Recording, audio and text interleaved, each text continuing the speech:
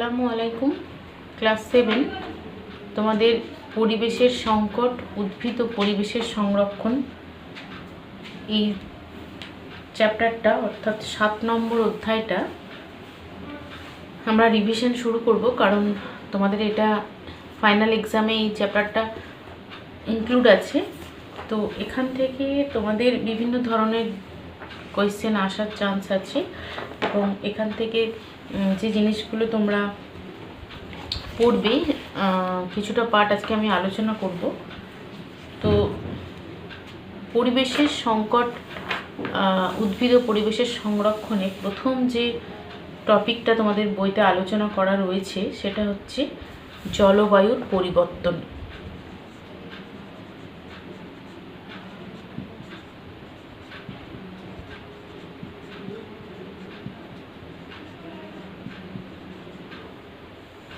দেখো, জলবায়ুর পরিবর্তন, এখানে যে বিষয়টা নিয়ে তোমাদের পড়তে হবে জলবায়ুর পরিবর্তন বলতে, সেটা হচ্ছে গিয়ে জলবায়ু বললে দুটো কথা মাথায় আসে, সেটা হচ্ছে আবহাওয়া এবং জলবায়ু। তাহলে তোমাদের এখান থেকে জানতে হবে আবহাওয়া কাকে বলে, জলবায়ু কাকে বলে, তাই না? তাহলে এখান থেকে যে কোয়েশ্চেন পড়বে তোমরা, আবহাওয়া কাকে বলছে না, আবহাওয়া হচ্ছে এমন একটা বায়ুমণ্ডলীয় অবস্থা যেখানে রোদ, ঝড়, জল, বৃষ্টি দিনে দিনে, ঘন্টায় ঘন্টায়, এমনকি মুহূর্তে মুহূর্তেও বদলায় এবং কাছাকাছি থাকা দুটি স্থানের মধ্যেও আবহাওয়া বদলাতে পারে। এই যে অবস্থা, এটাকে বায়ুমণ্ডলের অবস্থাটাকে বলা হচ্ছে আবহাওয়া। তাহলে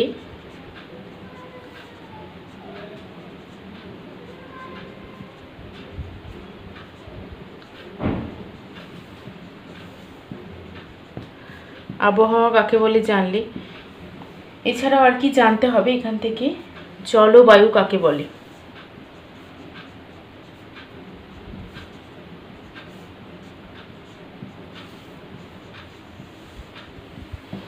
দেখো, জলবায়ু বলতে আবহাওয়ার যে দীর্ঘ সময় বা দীর্ঘ বছরের একটা গড় অবস্থা কি বলা হচ্ছে জলবায়ু। বিস্তীর্ণ অঞ্চলে নির্দিষ্ট সময় নির্দিষ্ট জলবায়ু দেখা যায়। ঠিক আছে, তাহলে জলবায়ু হচ্ছে কি না, একটা বিস্তীর্ণ অঞ্চলের নির্দিষ্ট সময়ের একটা বায়ুমণ্ডলীয় অবস্থা। নেক্সট, আবহাওয়া জলবায়ু বললেই যে কোয়েশ্চেনটা মাথায় আসে সেটা হচ্ছে আবহাওয়া ও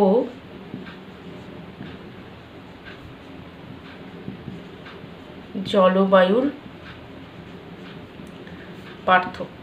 তো দেখো, এই কোয়েশ্চেনটা তোমাদের ভূগোলে খুব ভালো করে পড়েছো, আবহাওয়া জলবায়ুর কি পার্থক্য, এবং এটার সম্পর্কে আমার যে এই চ্যাপ্টারের রিভিশন ক্লাসের আগের যে ভিডিও রয়েছে, তোমরা আমার ইউটিউব চ্যানেলে গিয়ে আমার যে প্লেলিস্ট আছে, প্লেলিস্টে যাবার পর ক্লাস 7-এর যে ভিডিও আছে সেখানে পরিবেশের সংকট, উদ্ভিদ ও পরিবেশের সংরক্ষণ এই চ্যাপ্টারের প্রথম পার্টটা খুলবে। তো সেখানে দেখবে আবহাওয়া জলবায়ুর পার্থক্য এসবগুলো নিয়ে ইন ডিটেলসে আলোচনা করা। যেহেতু আমাদের একটা রিভিশন ক্লাস, আমরা ইন ডিটেলস আলোচনা করব না, এখান থেকে সাজেস্টিভ আমরা আলোচনা করব এবং যেগুলো তোমাদের পরীক্ষার জন্য আসতে পারে সেগুলোই আমরা আলোচনা করব। নেক্সট দেখো, আবহাওয়া জলবায়ুর পার্থক্যর সাথে সাথে জানতে হবে আবহাওয়া এবং জলবায়ু কোন কোন বিষয়ের ওপর নির্ভর করে। এটাও তোমাদের জেনে রাখা উচিত, কারণ আবহাওয়া জলবায়ু কোনো একটা জায়গার বায়ুমণ্ডলীয় যদি অবস্থা হয় তাহলে সেটা কোন কোন বিষয়ের ওপর নির্ভর করে সেটাও কিন্তু পড়বে। তাহলে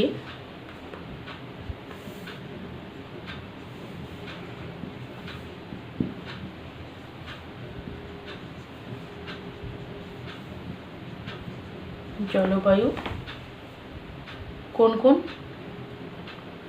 বিষয়ের উপর নির্ভর করে।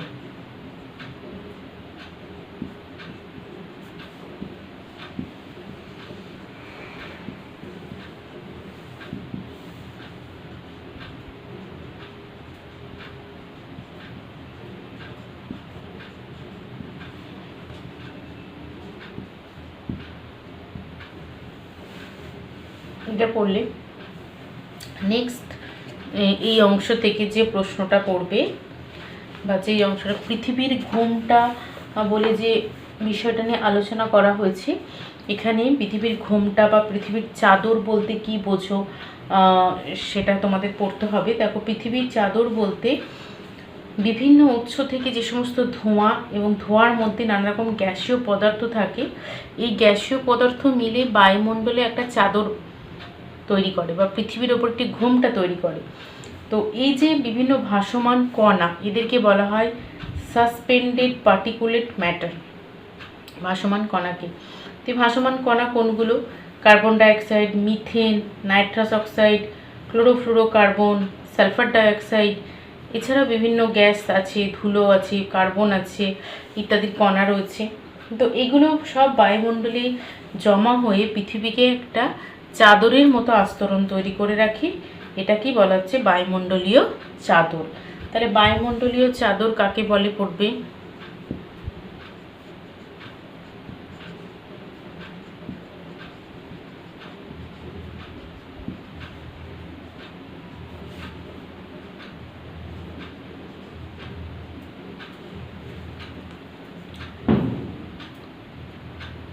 নেক্সট এখান থেকে প্রশ্ন আসতে পারে যে বায়ুমণ্ডলে অবস্থিত বিভিন্ন দূষিত পদার্থগুলোর নাম।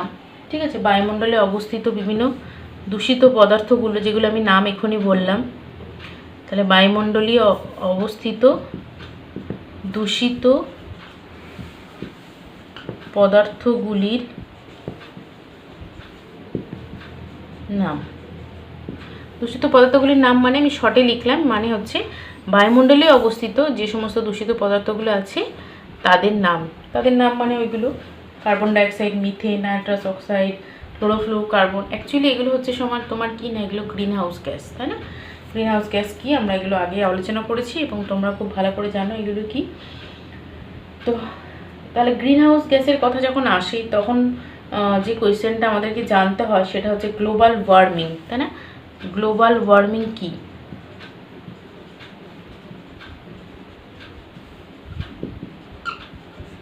মানে গ্লোবাল ওয়ার্মিং সম্পর্কে ইন ডিটেলস যা কিছু আছে তোমরা পড়বে।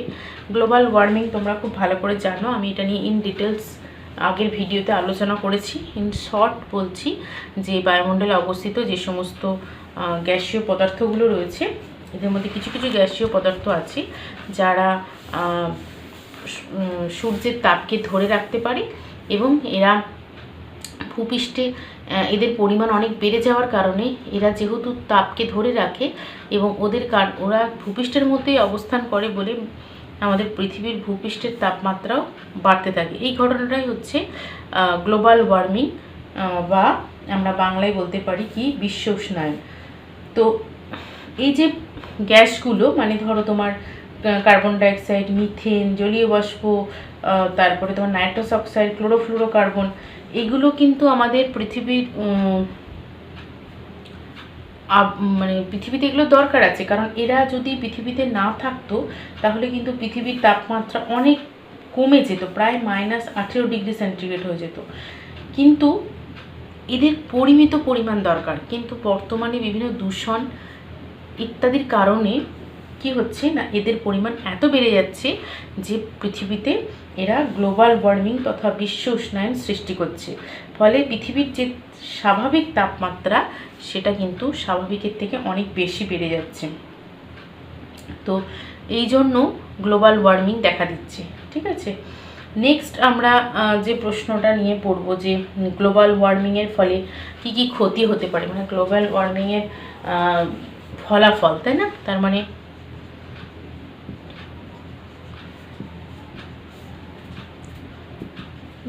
গ্লোবাল ওয়ার্মিংয়ের মানে ফলাফল বলতে পারো, মানে এর ফলে আমাদের কী কী ক্ষতি হয় সেগুলো নিয়ে সেগুলো সম্পর্কে অনেক কোয়েশ্চেন আসতে পারে। নেক্সট দেখো, জলবায়ুর পরিবর্তনের যে প্রভাব, যে টপিকটা রয়েছে জলবায়ুর পরিবর্তনের প্রভাব, সেখান থেকে আমাদের অনেক কিছু জানতে হবে। যেমন পৃথিবীর উষ্ণতা বৃদ্ধি সম্পর্কে জলবায়ুর পরিবর্তনের ফলে প্রথম যে সমস্যাটা দেখা দিচ্ছে সেটাই হচ্ছে কি গ্লোবাল ওয়ার্মিং। তো তো এই গ্লোবাল ওয়ার্মিং সৃষ্টির ফলে আমাদের পৃথিবীতে বিভিন্ন সমীক্ষায় দেখা যাচ্ছে যে এর ফলে পৃথিবীর তাপমাত্রা কিন্তু প্রতি বছর বছর বেড়ে চলেছে। 2006 সাল থেকে এই তাপমাত্রা এত বেড়েছে যে গত কয়েক লক্ষ বছর আর কখনোই এতটা বাড়েনি। 2001 সালের গোড়ায় জানা গেছে যে গত 100 বছরে পৃথিবীর তাপমাত্রা বেড়েছে 1 ডিগ্রি। এটা কিন্তু মোটেও কম তাপমাত্রা নয়। এছাড়াও যেটা ইম্পর্টেন্ট সেটা হচ্ছে মার্কিন মহাকাশ গবেষণা, যার নাম হচ্ছে নাসা। এই নাসা জানিয়েছে যে সবথেকে গত এক শতাব্দীর উষ্ণতম বছর কোনটা ছিল। তাহলে নাসার মত অনুযায়ী উষ্ণতম বছর কোনটি, ঠিক আছে? তাহলে উষ্ণতম বছর হবে, অ্যান্সার হবে কত না 2005 সাল। এটা তোমাদের মনে রাখতে হবে। এছাড়াও 2005 সালে আরও অনেক ধরনের আমাদের প্রাকৃতিক দুর্যোগ হয়েছিল। রাজস্থানে বন্যা হয়, উত্তর পূর্ব ভারতে খরা হয়। এমনিতে রাজস্থানে প্রচণ্ড শুকনো কম বৃষ্টিপাত অঞ্চল, আবার উত্তর পূর্ব অঞ্চল ভারতের বেশি বৃষ্টিপাত অঞ্চল। এই ধরনের বিভিন্ন জলবায়ুর পরিবর্তনের ফলাফল হিসেবে এগুলো কিন্তু দেখা গেছে। এছাড়াও 2007 সালে 4 বার মৌসুমি নিম্নচাপ হয়েছিল, যা স্বাভাবিকের থেকে দ্বিগুণ। এরপরে বাংলাদেশ, ভারত, নেপালে ভয়ঙ্কর বন্যা হচ্ছিল, ঠিক আছে? এর ফলে অনেক মানুষের জীবন হানি হয়, জীবিকা হানি হয়, এই ধরনের অনেক ঘটনা ঘটেছিল। এছাড়াও মনে রাখার মতো আরেকটি ঘটনা জলবায়ু পরিবর্তনের ফলাফল, সেটা হচ্ছে কি না 2013 সালে মেঘ ভাঙা বৃষ্টি থেকে বিধ্বংসী বন্যায় উত্তরাখণ্ডে অনেক মানুষ মারা গেছেন, তাই না? এরা তোমরা জানো। এবং বহু মানুষ ঘর ছাড়াও হয়েছিলেন, ঘর বাড়ি অন্যান্য সম্পত্তিরও ব্যাপক ক্ষয়ক্ষতি হয়েছিল। তো এগুলো হচ্ছে সব জলবায়ুর পরিবর্তনের বিভিন্ন প্রভাব বলতে পারো। গ্লোবাল ওয়ার্মিংয়ের ফলে জলবায়ুর পরিবর্তন হচ্ছে এবং জলবায়ুর পরিবর্তনের কারণেও গ্লোবাল ওয়ার্মিং হচ্ছে। তো এর কিছু কিছু ফল, তো এই জলবায়ু পরিবর্তনের ফলে হিমবাহের বরফের গলন এবং নদীর জলস্তরের উচ্চতা বৃদ্ধি খুব স্বাভাবিক। কারণ দেখো, গ্লোবাল ওয়ার্মিং যদি হতে থাকে তাহলে কি হবে না, আমাদের যে মেরুর প্রদেশে যে বরফ রয়েছে সেই বরফ, পৃথিবীর উষ্ণতা বাড়তে থাকলে বরফগুলো গলতে থাকবে এবং এই বরফগুলো থেকে অ্যাকচুয়ালি হিমবাহের বরফ গলা জল থেকে আমাদের বিভিন্ন নদীগুলো সৃষ্টি হয়েছে। তো হিমবাহের বরফ গলা জলেই আমাদের ভারতের বিভিন্ন নদ নদী পুষ্ট। পৃথিবীর প্রায় 99% হিমবাহের অবস্থান হচ্ছে উত্তর আর দক্ষিণ মেরুতে, অর্থাৎ 2 মেরু অঞ্চলে, যেখানে প্রচণ্ড ঠান্ডা। এখানে কি থাকে না, হিমবাহ থাকে। এছাড়াও হিমালয় পর্বতমালাতেও অনেক হিমবাহ রয়েছে।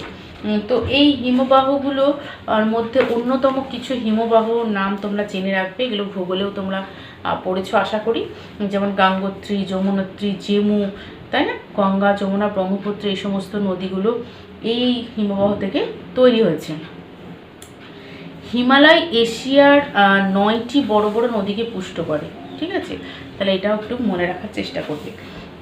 এছাড়াও বইতে বিভিন্ন ধরনের উদাহরণ রয়েছে, সেগুলো একটু আলোকপাত করবে বা সেগুলো সম্পর্কে দেখবে। যেমন আমি একটু একটু করে বলে দিচ্ছি। যেমন ধরো, গঙ্গা নদীর উৎস কী? গঙ্গা নদীর উৎস, এটা ভূগোলের কোশ্চেন মনে হলেও যেহেতু এখানে আছে, তাহলে গঙ্গা নদীর উৎস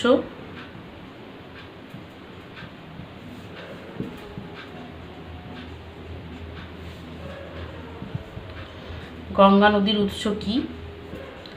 মনে রাখবে, গঙ্গা নদীর উৎস হচ্ছে কি না গঙ্গোত্রী হিমবাহ, ঠিক আছে? গঙ্গা নদীর উৎসের নাম হচ্ছে গঙ্গোত্রী হিমবাহ। হিমবাহ গলে যাওয়ার ফলে কি ঘটে না, সমুদ্রের জলতল বেড়ে যেতে পারে। জলতলের যে স্বাভাবিক উচ্চতা তা কিন্তু বেড়ে যেতে পারে। তো সমীক্ষা করে দেখা গেছে 1993 থেকে 2005 সালের মধ্যে সমুদ্রের জলতল প্রতি বছর বেড়েছে কত, 3 মিলিমিটার, প্রায় 0.1 ইঞ্চ, ঠিক আছে? তো পৃথিবীর বিভিন্ন অঞ্চলের হিমবাহগুলো গলে যাওয়ার প্রভাব তো সমুদ্রের জলতলের ওপর পড়বে, এটাই স্বাভাবিক। এ বিষয়ে যে গবেষণা বলছে যে 2100 সালের মধ্যে সমুদ্রের জলতলের উচ্চতা প্রায় 70 সেন্টিমিটার বেড়ে যেতে পারে। মানে বুঝতে পারছো, ভয়াবহ বন্যা এবং মানুষের অনেক ক্ষয়ক্ষতি কিন্তু সম্ভাবনা দেখা দেবে। যদি জলতলের উচ্চতা বেড়ে যায় তাহলে কি ক্ষতি হবে? জলতলের উচ্চতা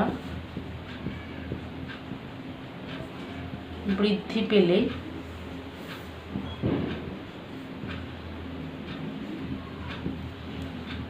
কি ক্ষতি হবে?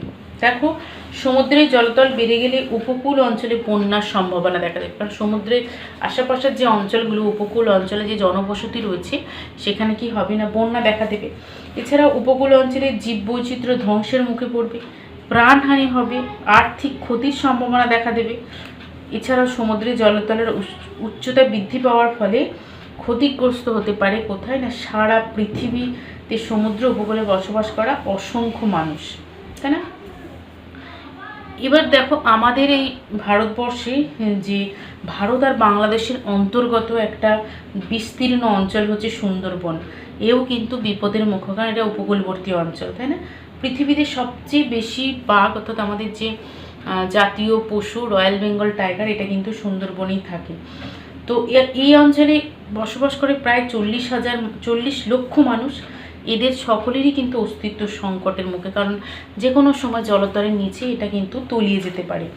কিসের কারণে না, জলবায়ুর পরিবর্তন তথা গ্লোবাল ওয়ার্মিংয়ের কারণে। তো এই সমস্ত বিভিন্ন ধরনের সমস্যার সম্মুখীন কিন্তু জলবায়ুর পরিবর্তনের প্রভাব হিসেবে আমরা দেখতে পাই।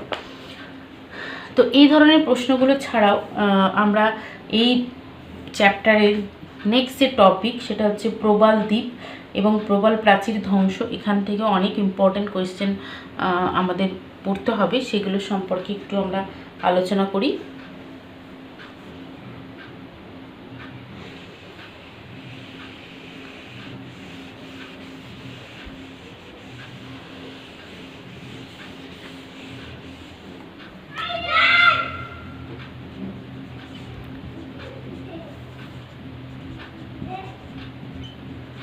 নেক্সট হচ্ছে প্রবাল দ্বীপ এবং প্রবাল প্রাচীর ধ্বংস। দেখো, প্রবাল বা কোরাল কি প্রথমে আমাদের জানতে হবে। প্রবাল বা কোরাল কি? প্রথম প্রশ্ন হচ্ছে প্রবাল বা কোরাল কি?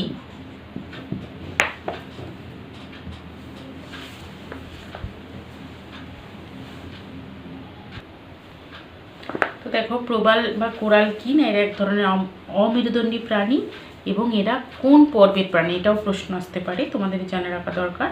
এইটা অবশ্যই নিডারিয়া পর্বভুক্ত প্রাণী, ঠিক আছে। নেক্সট ধরো, প্রবাল প্রাচীর কি আসতে পারে। তো প্রবাল প্রাচীর কি না, একসঙ্গে বাস করা অনেকগুলো প্রবালের দেহের বাইরে থাকা যে ক্যালসিয়াম কার্বনেটের বহিঃকঙ্কল, এটা একটা শক্ত প্রাচীরের মতো গঠন করে, একেই বলা হচ্ছে প্রবাল প্রাচীর। নেক্সট কোয়েশ্চেন যেটা পড়বে সেটা হচ্ছে প্রবাল প্রাচীর কাকে বলে? প্রবাল প্রাচীর বলতে কি বোঝো? নেক্সট দেখো, এই প্রবাল প্রাচীর কারা বসবাস করে, তাই না? প্রবাল প্রাচীরের সমুদ্রের তলে এটা মাত্র 0.1% দখল করে থাকে এবং প্রবাল প্রাচীরে প্রায় 25% সামুদ্রিক প্রজাতির বাসস্থান। তো এখানে কারা থাকে? বিভিন্ন মাছ, মোলাস্কা, একাইনোডার্মাটা, স্পঞ্জ, ক্রাস্টেশিয়া ইত্যাদি বিভিন্ন ধরনের প্রাণী প্রবাল প্রাচীরে বসবাস করে। তাহলে প্রবাল প্রাচীরে বসবাসকারী প্রাণীর নাম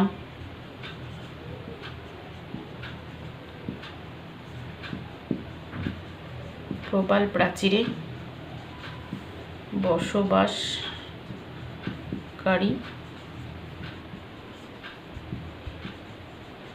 প্রাণীর নামগুলো তোমাদেরকে বলতে হবে এবং প্রায় 25% প্রাণী এখানে বসবাস করে। নেক্সট দেখো, এই প্রবাল প্রাচীর তো জানলে, এবার প্রবাল দ্বীপ কি না, মৃত প্রবাল যখন অন্যান্য জৈব বস্তুর সাহায্যে প্রবাল প্রাচীরের অংশ হিসেবে প্রবাল দ্বীপ তৈরি হয়, ঠিক আছে। একটা বিস্তীর্ণ অঞ্চল জুড়ে যখন প্রবাল প্রাচীর অবস্থান করে তখন একটা দ্বীপের আকারে অর্থাৎ সমুদ্র তল থেকে ওপরে উঠে ভেসে থাকে, সেটাকেই বলা হচ্ছে প্রবাল দ্বীপ। তাহলে প্রবাল দ্বীপ কি এটাও জেনে রাখবে। তো ক্রান্তীয় উপক্রান্তীয় অঞ্চলে এই প্রবাল দ্বীপ সাধারণত দেখা যায়।